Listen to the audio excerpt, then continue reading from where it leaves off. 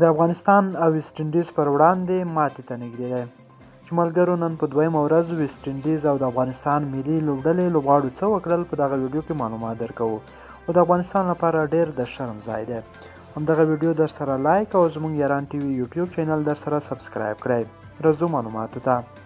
د افغانستان او ویسټ انډیز ترمنځ په یوازینۍ ټیسټ لوبه کې هم افغان توپوهونکو ښه توپونه ونه شوه کړی او یو ځل بیا یې پرله پسې خپلې ویکټې له لاسه ورکړې. افغانستان په خپله دویمه پاڼۍ کې د دویمې ورځې تر پای پورې د 7 لوبغاړو په سوځېدو 109 منډې وکړې چې د ویسټ انډیز نه یې 19 منډې برتري ترلاسه کړه. د افغانستان له لوري جاوید احمدي تر ټولو زیاتې 62 منډې وکړې چې دا په ټیسټ لوبو کې د هغه لومړنی او همداراز لومړنی افغان توپوهونکی دی چې د ویسټ انډیز پر وړاندې 50 وهي. همداراز ابراهیم ځدراڼ هم 23 منډې وکړې. د ویسټ انډیز له لوري یو ځل بیا په زړه پورې توپ اچونه ترسره شوه چې راحکیم کورنیوال او روس رنچز درې ویکټې ترلاسه کړې چې په روانه لوبه کې تر اوسه پورې راحکیم کورنیوال 10 ویکټې ترلاسه کړې دي. د لوبې پچه ویسټ انډیز ګټلې وه چې افغان لوبډلې ته یې د توپوهنې بلنه ورکړې وه.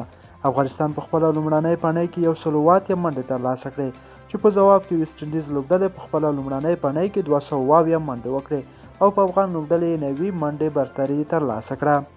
افغانستان اوس مهال یوازې 3 ویکټې لري او 19 منډې ته ویسټ انډیز مخکې دی. درېیمې ورځې توپونه به هم افغان لوبډله پیلوي او بیا به د ویسټ انډیز لوبډلې ته هدف ټاکي چې ویسټ انډیز لوبډله به د یاد هدف پوره کولو هڅه کوي.